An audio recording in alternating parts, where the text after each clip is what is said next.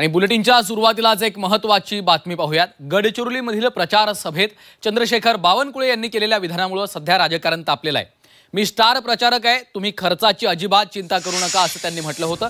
त्यांच्या या विधानावरून विरोधकांनी चांगलं शरसंधान साधलेलं आहे। चंद्रशेखर बावनकुळे यांनी नेमकं काय म्हटलेलं आहे आणि आता विरोधकांनी त्यावर काय आरोप प्रत्यारोप सुरू केलेत पाहूयात। आणि मी स्टार प्रचारक आहे, त्यामुळे कशाला हिशोब लागते? त्यामुळे राज्यावर की निवडणूक आयोग हा आपला घरघडी आहे। जर मंत्रिपदावरची सरकारमधली व्यक्तीच असं बोलत असेल तर निवडणूक आयोग नावाची यंत्रणा किंवा पारदर्शक निवडणुका किंवा कायदा आणि सुव्यवस्था जी खालच्या लोकांनी राखायची ती कशी राखली जाईल? राज्यात सध्या मिनी विधानसभा निवडणुकीची रणधुमाळी सुरू आहे। सर्वच राजकीय पक्षांचे नेते आपल्या उमेदवारांसाठी महाराष्ट्र पिंजून काढतायत।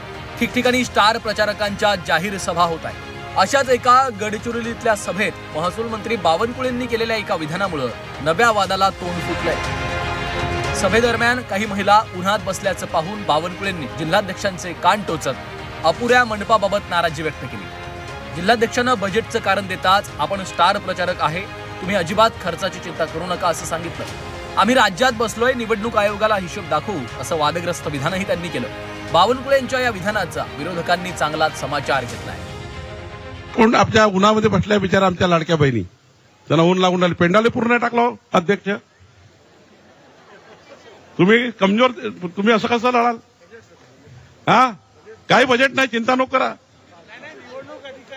अरे निवडणूक अधिकाऱ्याला सांगू ना बजेट हे केवढ्याचं आहे ते केवढ्याचं आहे। एक पडद्याचं का लावल, 50 रुपये लावल,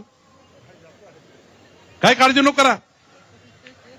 निवडणूक आयोगाला हिशोब देऊ आपण, हिशोबच घेईल का नाही आपला? ते हिशोबासाठी घेऊन राहिले। आणि मी स्टार प्रचारक आहे, त्यामुळे कशाला हिशोब लागते? आणि त्यामुळे राज्यावर आहे, आम्ही हिशोब देऊ। आमच्या लाडक्या बहिणीला उन्हात नाही बसवायचं। यानंतर निवडणूक आयोग हा आपला घरघडी आहे। आपल्या घरात काम करणाऱ्या नोकर चाकरांना आदेश द्यावेत तसे आपण निवडणूक आयोगाला आदेश देऊ शकता असं आपण यातून सांगू इच्छित आहे का?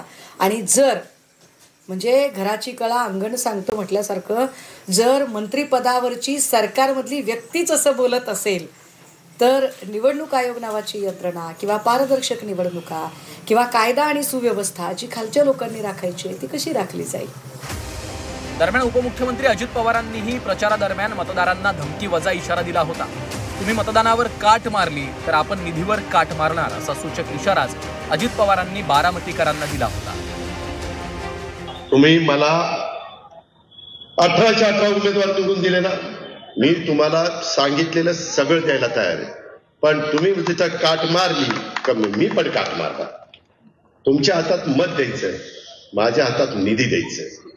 बघा काय ते अर्थ मंत्रालय माझ्याकडे महायुतीनं दिलेलं आहे, परंतु वाटप करत असताना जसं पंगत बसल्यानंतर तो वाढपी ओळखीचा असल्यानंतर बरं वाटतं, तसं आज वाढपी तुमच्या समोर उभा आहे।